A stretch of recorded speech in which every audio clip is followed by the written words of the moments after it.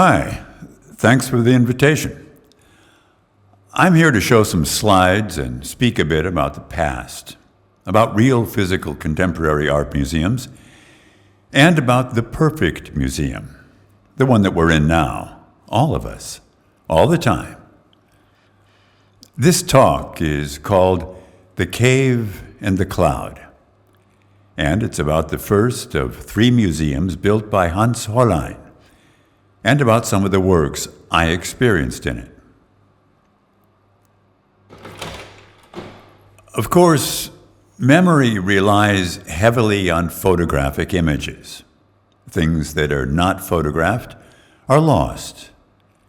The feeling of loss is tightly connected with the impossibility of sharing an experience.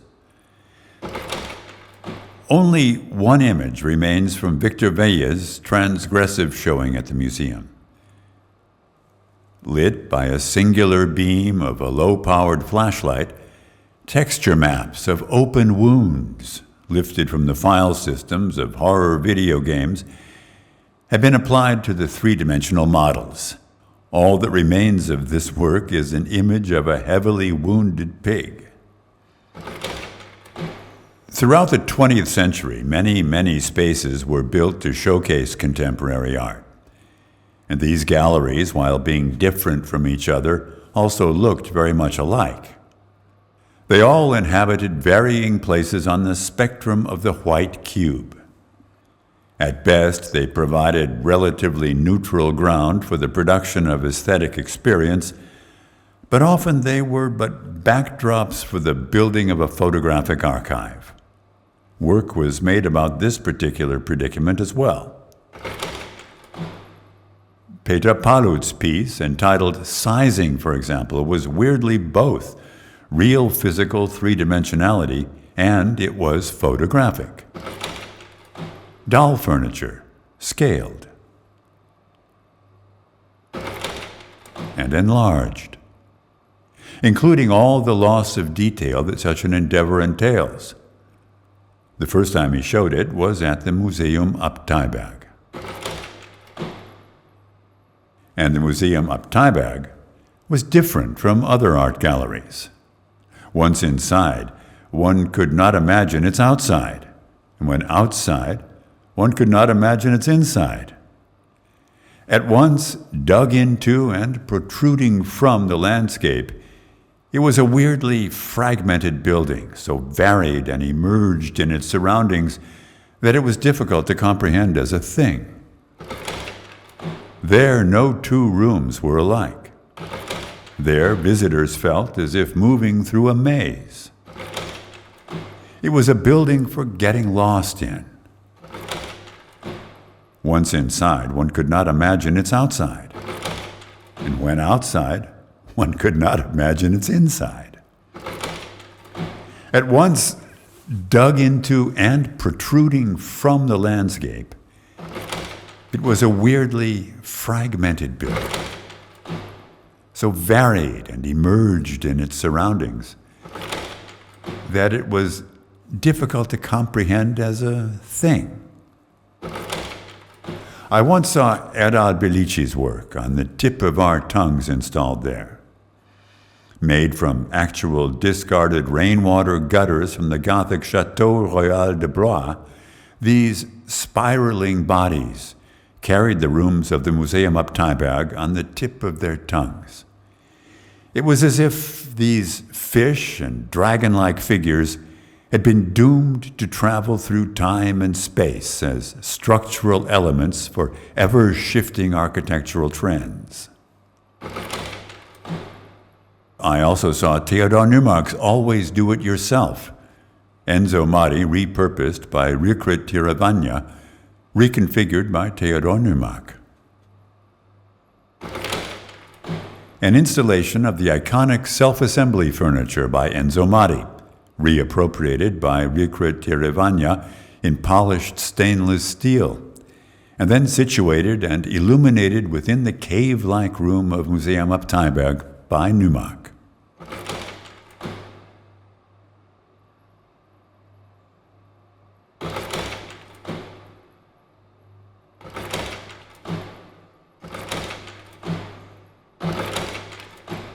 Same room, different time. This is a piece by Erik Hjørnevik, Reprojection, I think it was called. A piece of the curvy wall filmed, then shown delayed, and slightly displaced on an LED monitor. Something there, the character of it. And then a shift. Same, but different. Same perspective, different view. Lukas Danys work, Pfeil Storch. Same old Europe, different horizon. The first proof of transcontinental bird migration for 19th century Europeans, finding storks returning from Central Africa with arrows through their bodies. Excuse me. Okay.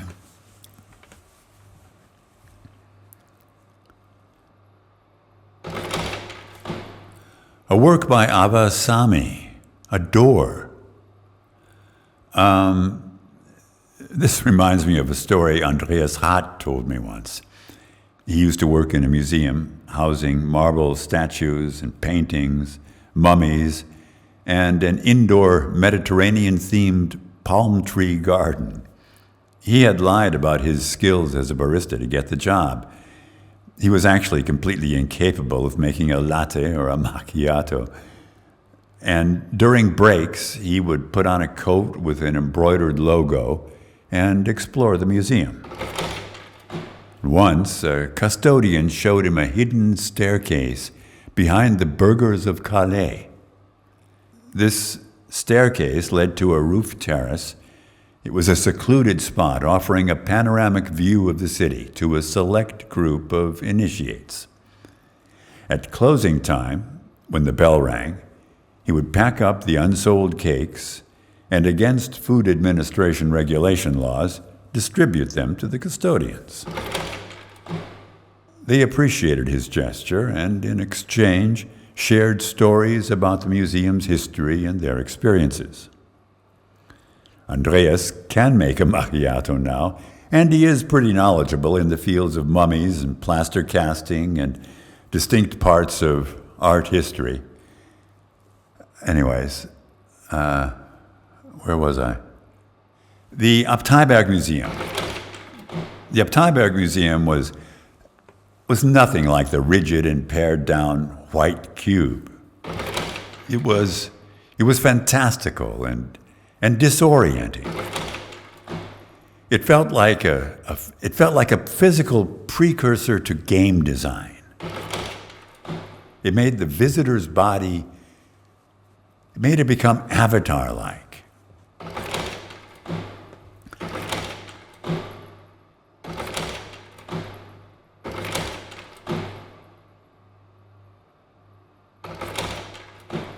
Maria Lindeblad's Strip Highway Sunshine Noir was a film that seemed to mimic the museum's disorienting layout, composed of footage in which a number of camera operators narrated different public spaces. The film worked as a map of boring, chaotic, disorienting landscapes without any obvious order. Images that contained symbolic meaning only when put in sequence. Seemingly purposeless camera movements, activity partly hidden by obstructing architecture, it left me feeling helpless, caught in my body, without agency. Where was I? Okay. While the exhibition spaces of Museum Abteiberg were plain white, they were also amorphous, curved, enclosed, or secretive. One large lecture room was all green, its walls and ceiling divided into squares, making it look like a kind of cubist garden. Another smaller seminar room was all Pompeian red. And while most exhibition architecture was mere slave to the photographic, this building stands its ground, or rather, stood its ground, for a little while. I once saw a very small photograph by Mikkeline Daae there. It was titled Every Little Thing, 1995. And it showed an unsharp ocean with waves rolling towards the viewer. A dimly lit and seemingly banal image. Through its placement in the darkened and innermost corner of the subterranean and cave-like room at the bottom level of the Abteiberg Museum, it seemed to speak to the metaphorical nature of the postmodern museum building itself.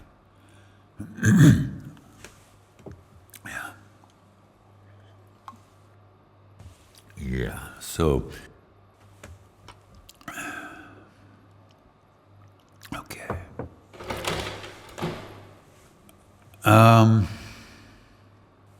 One thing I've learned is that technology is a glittering lure. But there are rare occasions when we engage on a level beyond flash, where we create a sentimental bond with the product. We've learned that the most important idea in the world of capital is new. Why? Because it creates an itch. The product, then, is the solution, a kind of calamine lotion. Acquiring the product, unboxing it, interacting with it, eases the tingle. But other, deeper bonds with products exist. Nostalgia, for example. Nostalgia is delicate, and it's potent. In Greek, nostalgia literally means the pain from an old wound. It's a twinge in your heart, far more powerful than memory. Theo Eklund Berglöw's series of paintings titled Landscapes Back to the View were paintings of the painting The Oak Grove by Ivan Shishkin, made in 1887. It was clearly a work about image making. It was about photography, and it was about painting. A painting of a painting, originally painted from a photograph in 1887 and found in a 3D archive. It was a painting of a photograph of a painting of a photograph of a painting of a photograph of a landscape. Shishkin was a pioneer. As a professor of painting, he encouraged his students to work from photos. In a letter he once wrote, "Let me give you one major piece of advice that underlies all my painting secrets and techniques, and that advice is photography. Photography is a mediator between the artist and nature, and one of the most strict mentors you'll ever have."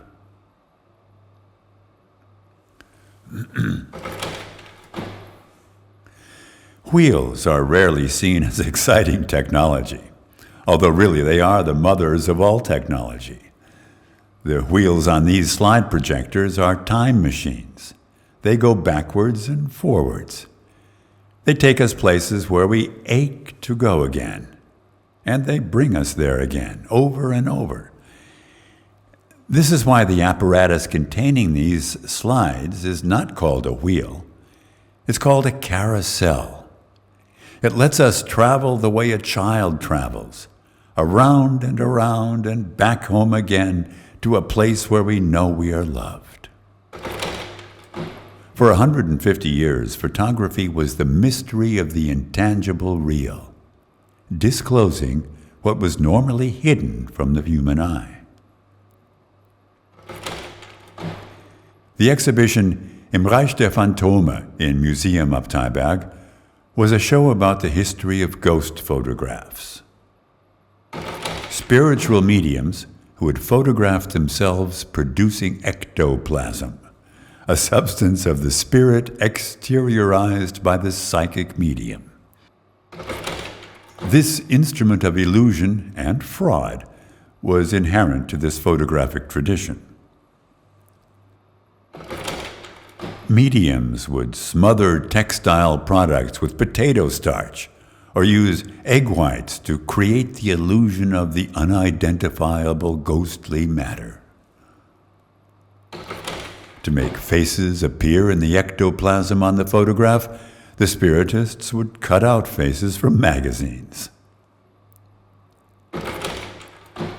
Much later than these image productions, in her piece Daae, Christina Dahlerup placed a female medium in the basement of the Museum Abteiberg. To produce the photograph of this work, no illusory techniques were necessary. The viewer encountered an actual woman in the flesh, sitting in a trance, emitting ectoplasm as spirits spoke through her. It was real and unreal.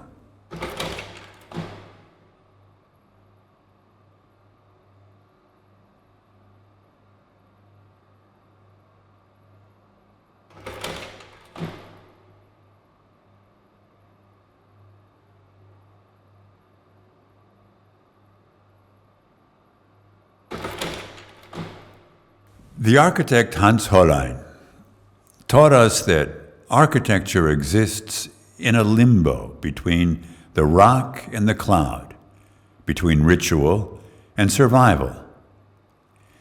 He would say, you dig a hole, you pile up some rocks.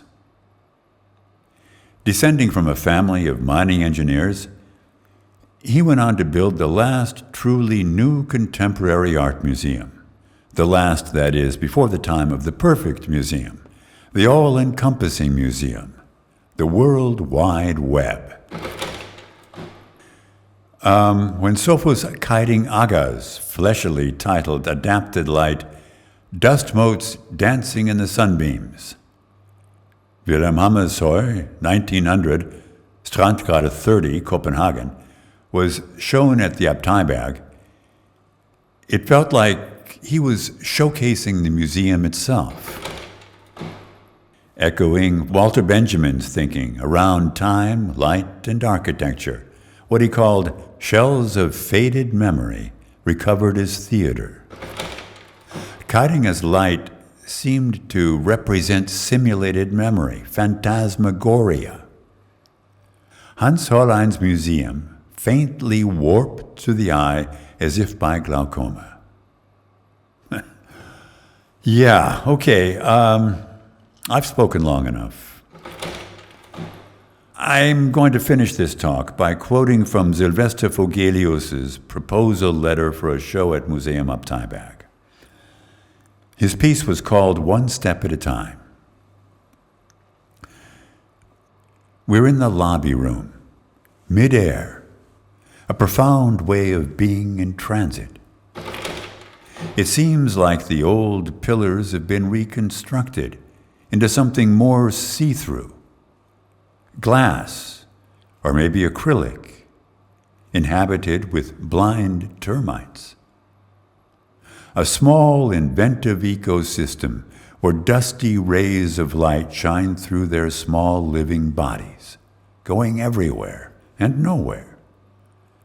The opacity of the pillars has turned their absence into a new form of presence. Songs from earlier just started playing again. So, there you go. It's a carousel. Or rather, this is the end of the carousel, if such a thing exists. The Contemporary Art Museum is dead. Long live the perfect museum. And thank you for listening.